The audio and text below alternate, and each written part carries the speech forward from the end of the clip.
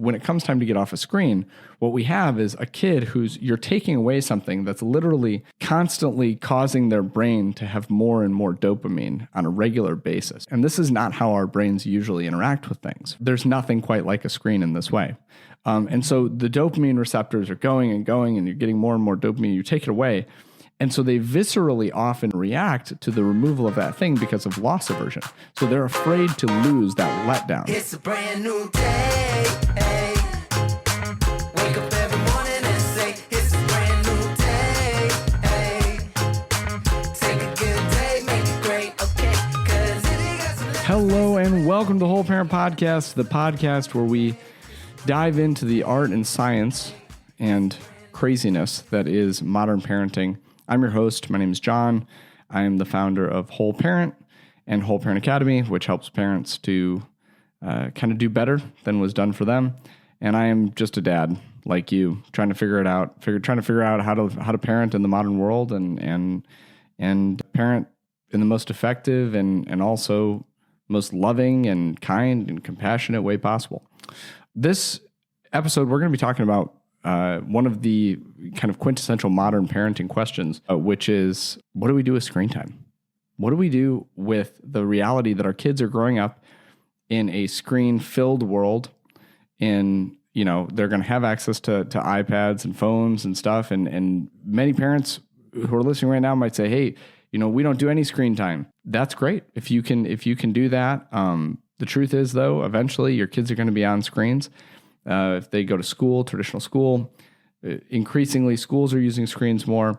It's just a reality of the world that we live in. Screens are here to stay. And so how do we help to foster some healthy relationships with screens?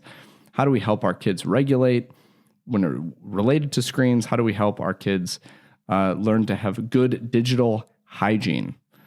All these questions and more. So we get, as always on this podcast, what we do is we take a bunch of questions that people ask, whether that's through DMs on Instagram or Facebook.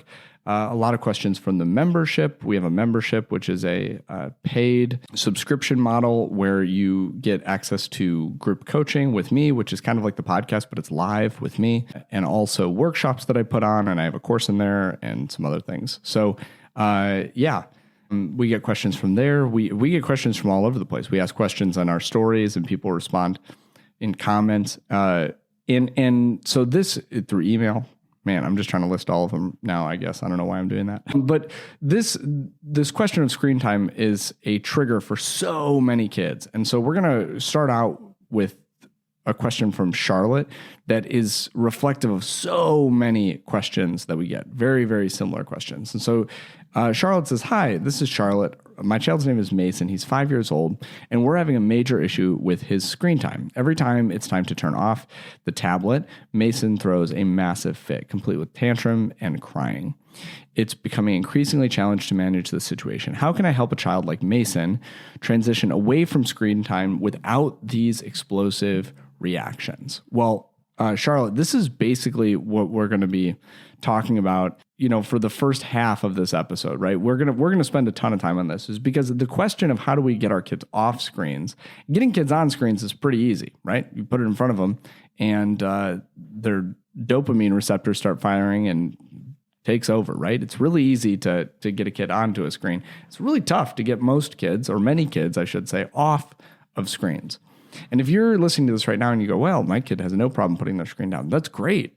But that is not the reality for so many kids, especially neurodivergent kids. I'll say that if you have a neurodivergent kid, whether diagnosed or you just suspect them of being potentially neurodivergent, you're going to have a big problem getting off of screens, most likely, right? That's just a part of brain chemistry that goes especially with things like ADHD. So this is a really common thing, Charlotte. Your kid is not broken. You're not a bad parent. I say that all the time on this podcast, but it's really important that all of us hear that over and over, because it can feel like constantly we're being judged on our parenting from people outside, from even just watching videos, even people like me, right? On Instagram or TikTok or Facebook, you see a video of mine, it seems like I'm judging your parenting.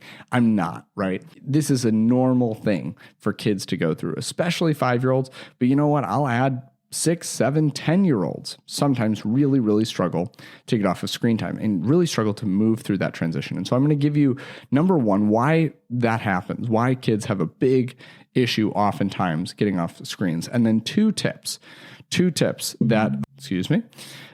tips that should help you really, really process with Mason and move him through into a better, relationship with screens that is going to allow him to get off more easily and limit the explosive reactions. Okay, so number one, why does this happen? The short answer is our brains are not really evolved to deal with something as highly stimulating as a bright little screen, whether it's a phone or whatever, right? They're just not really designed that way. We, for millions of years of human evolution, at least hundreds of thousands of years of human evolution, have lived pretty slow lives relative to today. But today, with the advent of technology and especially of, screens and the entertainment and games that you can have, whether it's Minecraft, which is kind of one of the better games, I think, because it increases a lot of creativity and build, it's a world building game, or things that are just, YouTube, endlessly scrolling on YouTube or TikTok. I hope you're not letting your kids watch TikTok if they're really little. It's not appropriate. But whatever place that they're finding, they're either consuming their digital content, it is just incredibly intoxicating to the brain. And so literally what happens is that you have these little receptors in your brain, or a chemical in your brain called dopamine. There's dopamine receptors in your brain.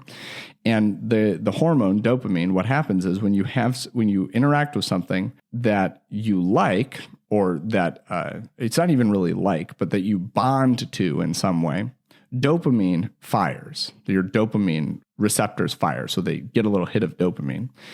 And dopamine is not the happy drug. People think that all the time, like, dopamine is my happiness. No, dopamine is the give me more, right?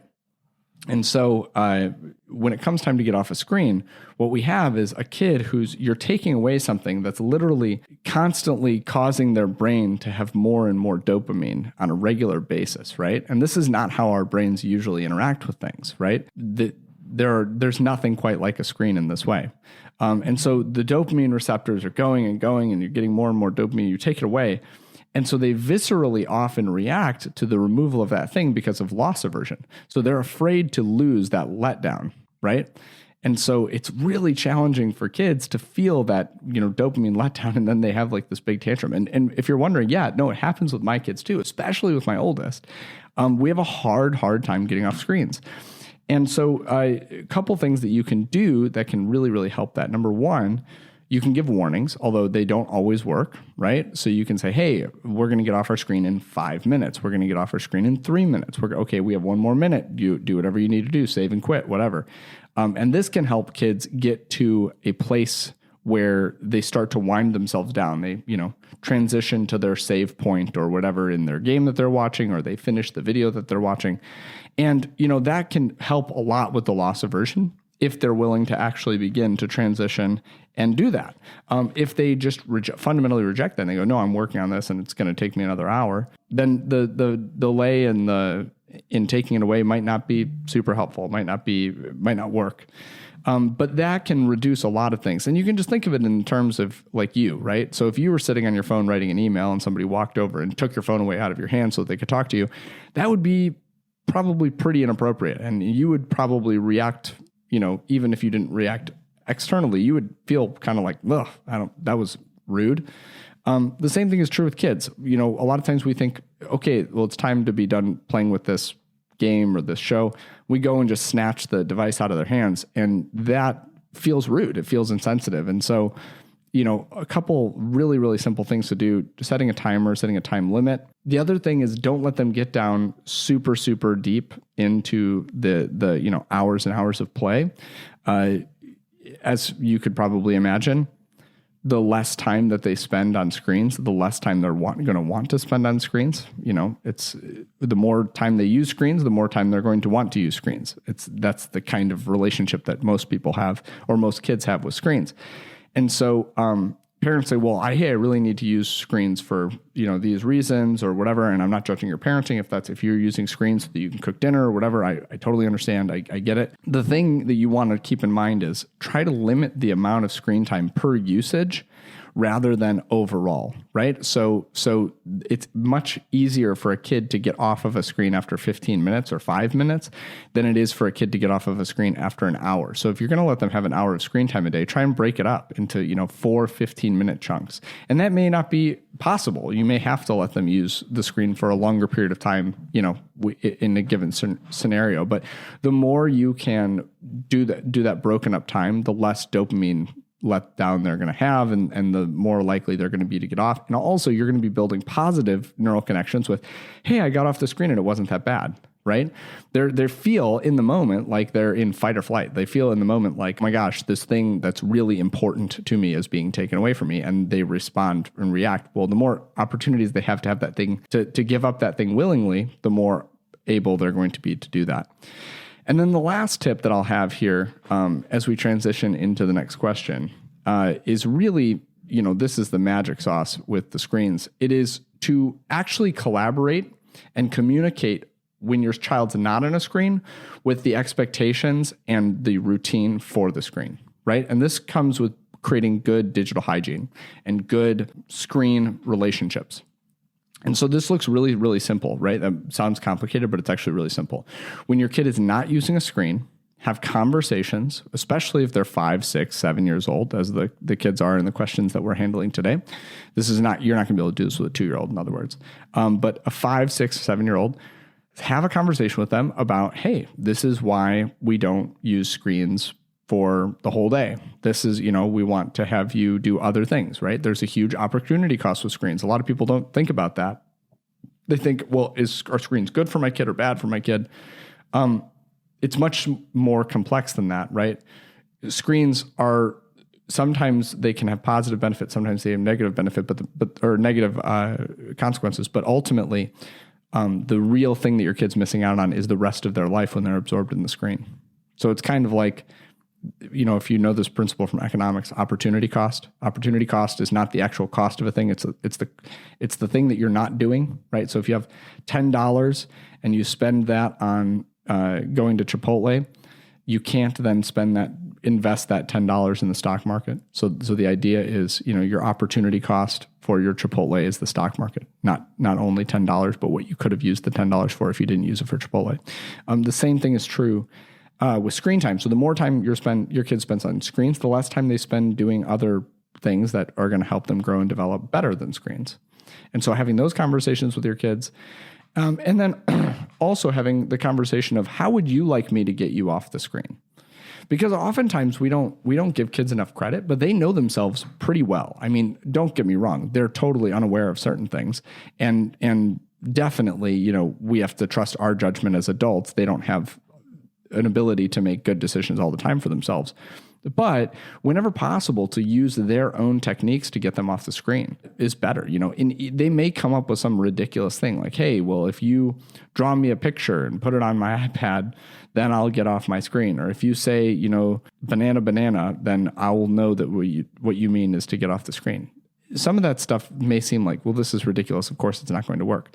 But the reason that it works is because your kid is the one invested in the process. And any kid who is empowered to have autonomy in their own disciplining process is going to be more receptive to that discipline. Doesn't matter what it is. And so with screen time, how can you get your kid invested in, how can you get Mason, in other words, invested into what you do when you turn off the iPad, right? Does he want to set the timer for the 5 minutes left? Or does he want to set the 15-minute timer for the beginning? Does he want to, it could be anything. Does he want to pick the game that he's going to play last or whatever? Anything that you can do like that gives them a sense of autonomy and agency over the process is going to feel so much better for them when it comes time to turn it off. And so that was what I would say with the kids who have meltdowns afterwards. Number one, you have to understand why it's happening so that you can have some empathy, right? I don't We process after the fact the meltdowns that my son has when he gets off his iPad. And we may even restrict iPad usage in the future. Of his own accord, he may say, hey, I want to use my iPad less because it feels like I'm really not having a healthy relationship with this right now. Which if you're like, what, your 7-year-old says that? No, yes, because we've empowered him to say that for years and years, right? I'm not some magical, amazing parent. My child is not some magical, amazing child. It's that anything that you do repeatedly will be mirrored back to you. And so because we've talked about it in those terms, hey, it's not you who's having a meltdown over the iPad. It's the iPad working on your brain in this way, and it's not your fault.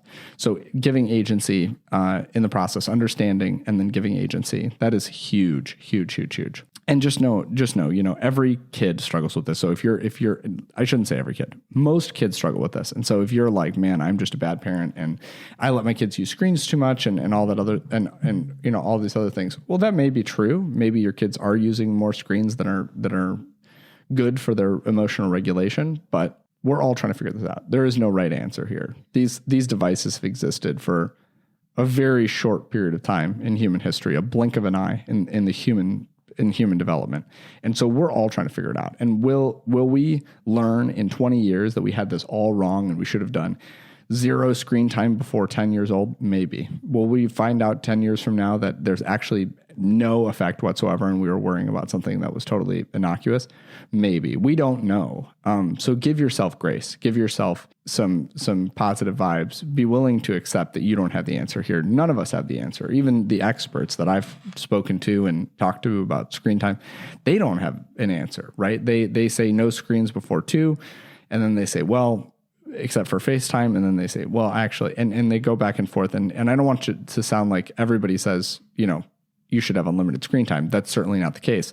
But, we don't know the effects long-term of these things. People now are saying that there's some symptoms that seem to be similar to the symptoms of ADHD in kids who have extended screen time use, but it's not ADHD. Who knows? So just give yourself some grace. Understand that this is not going to be a perfect process, and try and, as much as you can, empower your kid to set. You can set the limits, but to empower them to help you in the limit setting, and they're going to be way more attuned and accustomed and willing to do that. All right. So our next question is from Hannah. She says, hi, this is Hannah. I have a 5-year-old named Gabriel. I'm dealing with a bit of a dilemma regarding screen time. Whenever I put on a show for Gabriel to watch so I can put his younger brother down for a nap, he seems less regulated and often ends up in a bad mood afterwards. On the one hand, it helps me manage the short-term situation, but on the other, I'm worried of the effects on his behavior. How can I balance screen time for my child while maintaining a peaceful nap routine for his younger sibling?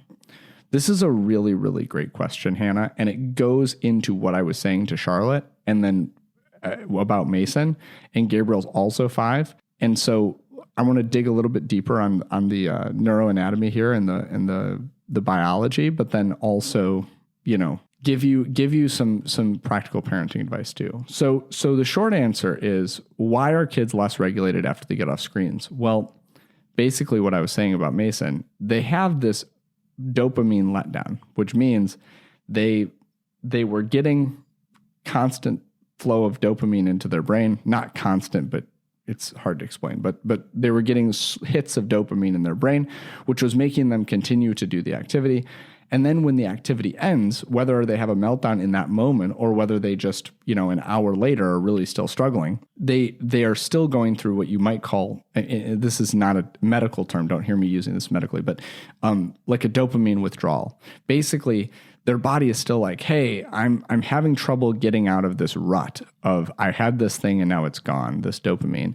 And also, if you don't know this, so the way that dopamine kind of gives us cravings to go out and do something that we get dopamine from. So a great example is cigarettes, although screens are not addictive in the same way as cigarettes, but is that, when you want something, your body will give you a small hit of dopamine to remind you of how good it's going to feel to do that thing, right? So when you come in contact with something, it's called being triggered, right? So you get triggered by a certain activity might trigger a craving for a cigarette, for example.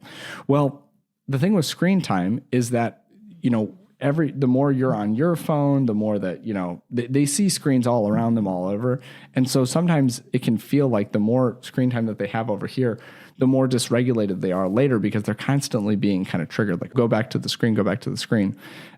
The real answer is, Hannah, try and cut down as much as you can on the long screen time things. So how long does it take to put down Gabriel's little brother for a nap? Well, maybe 15 minutes, maybe 20 minutes. I don't know your life, but maybe you can find a way after you put him down to not do screen time for the entirety of the nap. So maybe you would, have lunch with your son or do some other activity, especially a physical activity, which I understand can be loud, especially in the wintertime. And then you have, kids sleeping upstairs or you kids sleeping in another room. And then you have another kid running around.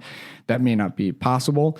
But if you can get your child moving and active and get their blood flow going, then that actually can help regulate them related to their dopamine letdown for their screens. And so things like any sort of repetitive movement, like jumping jacks, running around the block, things like that, any sort of physical activity that can really, really help. And in amazing, amazing ways. So exercise in some way is a way to break this down. And then also, if the nap is an hour long or whatever, just try and break up in the middle. We're not using a screen time for the whole hour. We're maybe doing for the first little bit, and then we're going to take a break from it, and then maybe we do it again. That's that. When you don't have a full hour, you're going to have a lot easier time with the kind of post iPad blues that I call it, when a kid really struggles with that. And it could be a sign of neurodivergence. It's not necessarily of that. Again, I'm not a doctor. I don't know your child individually, nor could I diagnose them even if I wanted to. But just understanding how the screens affect the brain, this is an important piece. And so the more time that you can spend moving and active, especially after that iPad goes away or that tablet goes away, that can be a huge benefit for you. And then, you didn't mention a tablet. You mentioned just, putting on a show. So is that a TV in your house? It might be really, really beneficial if it is an iPad to switch to a TV. So TVs are bound in a room. And actually, one of the things that's most difficult for kids is that the unlimited access to having the tablet wherever they go, that's more dysregulating than watching, a show in a room and then getting up and moving to a different room, because then that trigger doesn't exist in that, constantly. So that might be if you're not already using a TV or something, or something that's stationary that can't be brought with them, that might be another way of kind of getting rid of those, that bad mood afterward. Also, just understand that, you're worried about the effects that it's having on his behavior. I definitely get that, Hannah. I am totally in agreement with you.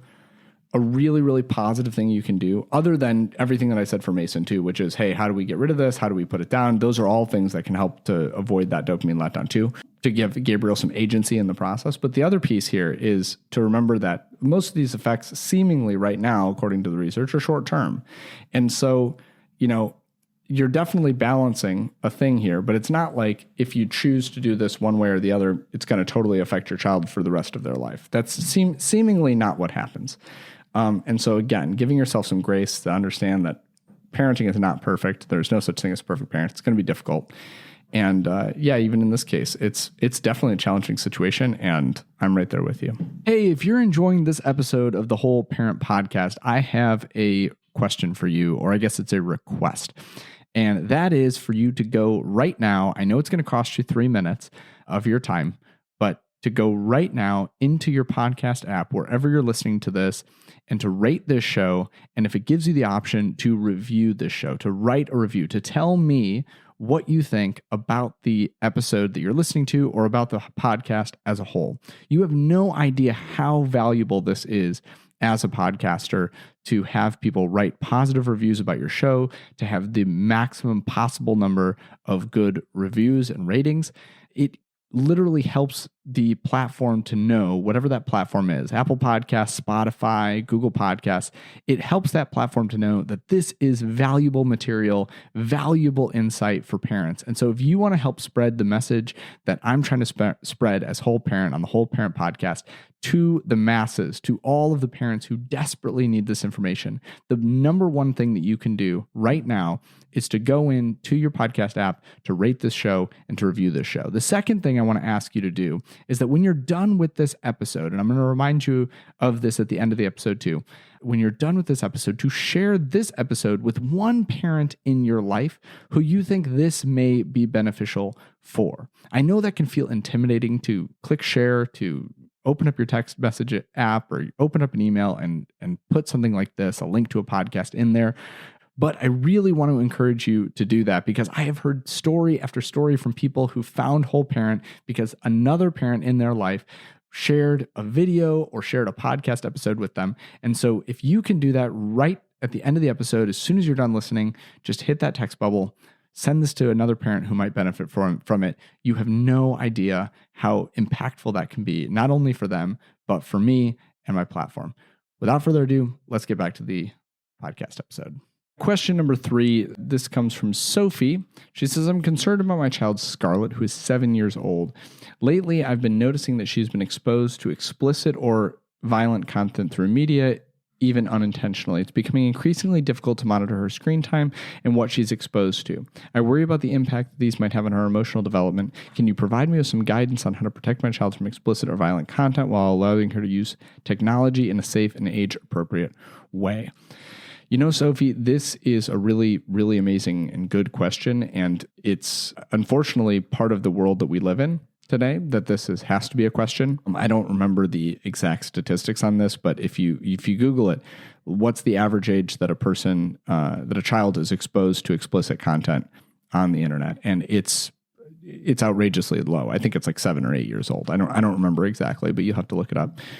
But just understanding that this is part of what your kids are going to be exposed to, then the key becomes having really nuanced and age-appropriate conversations about what they might see, and then in a way where your kids feel safe to ask questions and bring things to you so that they can then come to you with those things. And when they do, you can say, hey, this is something that maybe you shouldn't have seen, and let's look to find better apps to use or whatever. So 7 years old, unrestricted access to YouTube. As much as YouTube tries to prevent explicit or directly violent content on their platform, they can't. I would say that YouTube Kids is significantly better than YouTube, but unrestricted access to a web browser without a parent, not a good idea. Apps like TikTok and Instagram, social media apps, there are ways that people get around on those apps, their content moderation, although it tends to be a little bit better than YouTube from what I've heard. But the answer is you're not going to prevent totally your child from being exposed to explicit or violent content. It's impossible. And so because of that, you really have to have the conversations with them. I think you should be talking to your kids in an age-appropriate way about sex and about violence to, again, age appropriately, and about things like war, right? We're in the midst of a violent world. And so with that being the case, the idea that your kid is totally immune from images that even they may not even see themselves on technology, but images that other kids may bring to them. Hey, how many kids who are in Sophie and Scarlett's school have a cell phone that they can bring to school? And the schools might try and prevent that, but you can't, right? Or they go to somebody, Scarlett goes over for a play date and then her friend shows her something that she has unrestricted access to. So you're never going to be able to prevent it. The best thing to do is to have these conversations and say, hey, if you see something where, there's nudity or where, adults are acting in this way, or if it seems like it's really aggressive or violent, or if you see blood or whatever, walk away.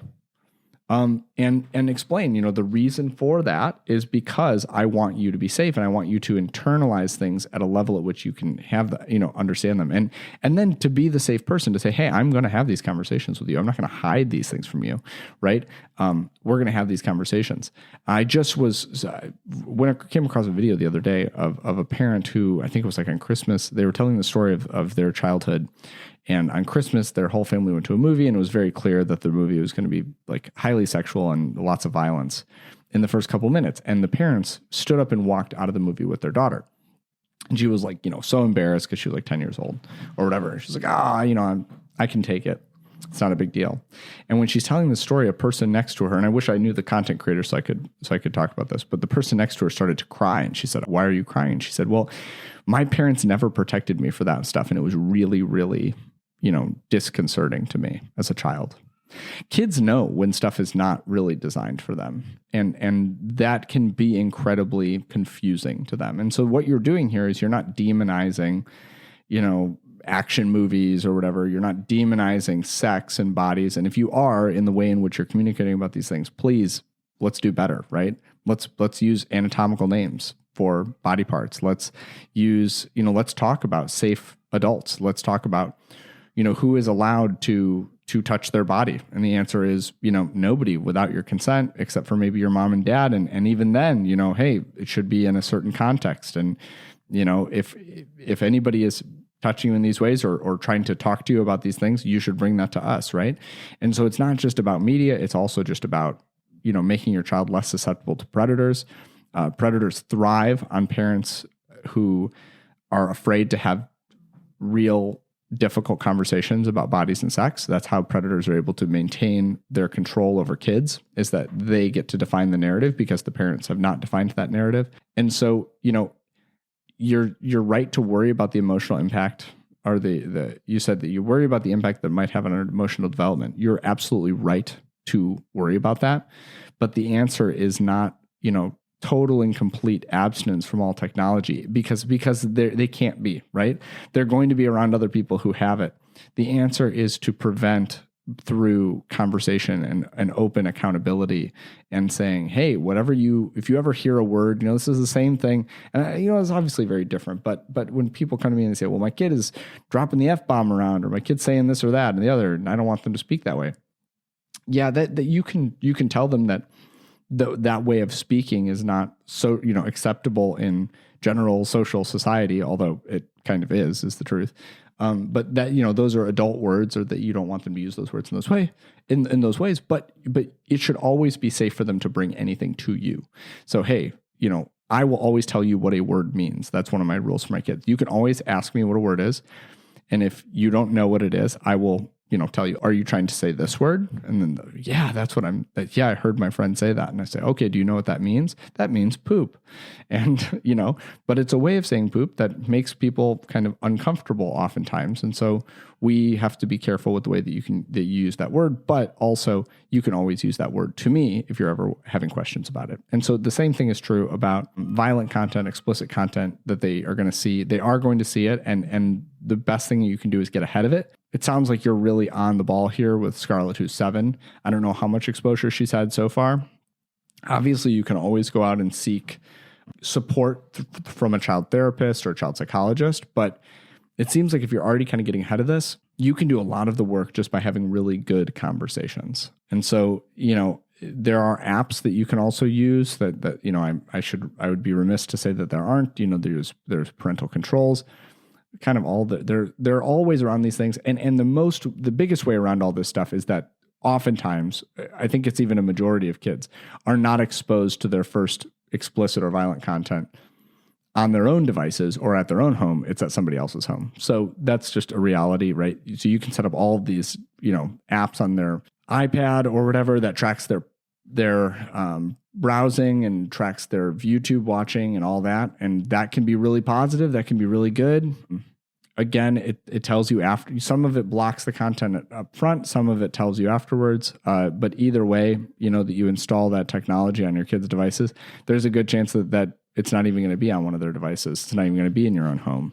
And so nothing is a replacement for having really good conversations about, why pornography is harmful, why watching pornography can be linked to all sorts of bad things related to later sexual development, not development, or relationship with sex and relationship with partners, and unrealistic expectations, or so much of pornography is about abuse, right? It's abusive relationships, or even non-consensual relationships, and how that exposing yourself to that can be deeply harmful. So just identifying for your kids that these things are out there, and you don't have to worry about it. It's not something to be afraid of, but if you come across it, it's not good for your brain to do this and to engage in it. And, if you ever have questions about it, you can always bring it to me, and I'm happy to sit down with you and figure out what's going on, and no judgment, right? You're never going to get in trouble for something that you accidentally find on the internet, or even that you willingly go out and search, but then you bring to me. And so, I would say that those apps, they're good, especially for, again, the unintentional, being exposed to violent media or explicit media, but it's never going to be perfect. And the real way to do this is to have really deep, nuanced conversations with your kids. And that's I've talked to so many child psychologists and child therapists about this, and they kind of come all back. Not all. Some of them will advocate for, never let your child use any device. And it seems pretty unrealistic to me, to be honest. The ones who try and go, just zero screen usage, and, you can have a phone, but it has to stay in the house or whatever. Like there are people who try and advocate for that. And I'm not even saying it's a bad idea. I'm just saying it's pretty unrealistic for our kids, because they're not even necessarily going to be exposed at our house. And so then you're going to say they can't go to anybody's house. Okay, well, I understand being very careful about which adults you allow your children to be around. Don't get me wrong. I'm not a big sleepover guy. I don't think that that's usually a good idea.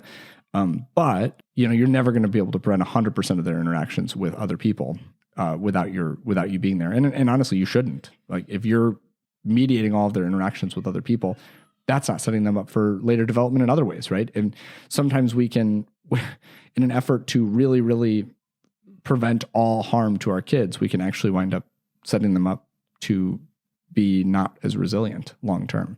And so I'm not saying that you should ever intentionally expose your child to any explicit or violent content on your own, but just be the person who can look at this and go, hey, when it happens, it's not the end of the world. We are going to process through it.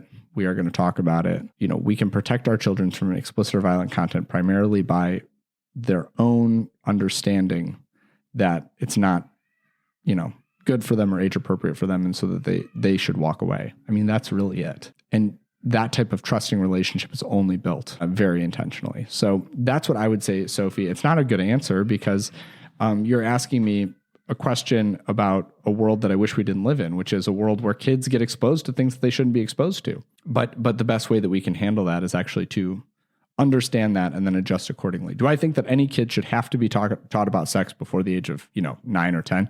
No, I don't. But the reality is they do have to be taught about it at age 5 or 4. The first conversations about bodies, and not allowing adults to manipulate them in any way. And that's the world that we live in, and we have to be careful. And being careful looks like getting ahead and being the one who, for lack of a better term, controls the narrative, that you as their parent are not going to allow the world and a harmful person or an abusive person to control that narrative. You are going to get out in front of it and say, hey, if you see this, please come tell me, talk to me. You won't be in trouble. I'm here with you. I just want to do whatever is best for you. So I hope that starts to answer your question and starts to kind of give you a better idea and make you feel a little bit more, if nothing else, feel a little bit more at peace that technology, as dangerous as it is, it's here to stay. I've said that from the beginning of this episode. There's nothing we're going to do to completely get around it. And so because of that, we're going to do our best to be amazing parents in the midst. And I can't say, I want to end with this. If you're doing everything else that we're talking about at Whole Parent, if you're doing all of the other really amazing parenting work beyond just screen time stuff, right? If you come into parenting and you're just looking for tips and tricks and how do I get my kid off my screen or off their screen and X, Y, and Z, and I just want this quick win, but I'm not going to do any of the other, attachment stuff. I'm not going to do any of the other secure bonding stuff. I'm not going to do that stuff. then the result is necessarily going to be that these aspects of the really difficult parts of parenting, the parts that there's no right answer, there's no good answer, and how to talk to a 7-year-old about the explicit content or the violent content that we were accidentally exposed to on the internet, that stuff is going to get really, really challenging. But for the parents who are doing everything else, this stuff, yes, it's a bump in the road, but you've built up so much of a relationship to be able to weather that. You know, the meltdowns over getting off the device, or the bad feelings the hour after they're using the device, that stuff, if you've built a relationship of trust and accountability with your kid and autonomy with your kid, you're going to find that those things are a lot easier to manage. And so if you're listening to the screen time episode and you're like, well, okay, I was just looking for some quick solutions on screen time, I hope that you've gotten them. But the real answer is, you got it. It's everything that you do. Professional athletes talk about this all the time. It's everything you do in the off season, not during the season, right? So much of parenting is what you do in the rest of life and in the rest of how you're modeling healthy screen habits to your kids. And I'll end with that. I usually end with one extra tip. The last tip I'll say is, kids mirror what you model. And so if you don't have a healthy relationship with screens, if you use your phone too much, if you can't tear yourself away from your shows at night, if you can't do all of these things, your kids are going to see that. They're going to see how that's modeled, that your phone is the most important thing in your life. And they're going to start to place, disproportionate deference to that device too, that they're going to disproportionately feel attached to that. And so, it always starts with you. And so do your own work about limits, set your own limits, do whatever you need to do on your phone to get yourself off, and then model that for your kids. And the result is going to be, I think, a lot easier. Hey, I'm back. It's the end of the episode. I just wanted to ask one more time, to remind you, I should say, because I already asked you, to go ahead and share this episode about screen time with somebody in your contact list, whether that's an email or a text message, or even physically going to somebody who you know and saying, hey, there's this podcast I've been listening to. It's brand new. There's this episode on screen time. I really, really think that you'll benefit from it. You have no idea how many parents are struggling with screen time right now in your life, not just to mention, all the parents in the world, but the parents in your life who are struggling. How do I get my kid off their screen? How do I get my kid off their iPad? How do I get my kid to have good relationship with screens going forward? You have the opportunity to help that person absolutely transform their parenting journey by simply sharing this with them. So please go and do that right now. If you didn't rate the show and review the show in the middle of the episode, please do that as well. And, just one more call to action here. If you're not on the email list yet, you got to be there. It's where all of the best stuff from Whole Parent comes out. It's where all of the information about upcoming events that I'm doing, the upcoming book, updates about that, digital products that we might be releasing, and then just free content every week, a really awesome email that I send out every week with packed full of good parenting advice and wisdom and stories. And so if you have not done that yet, there's a link in the show notes for you to go in there to put your first name and your email in. There's no cost for it at all, and join the Whole Parent email list. All right. I'll see you in the next episode.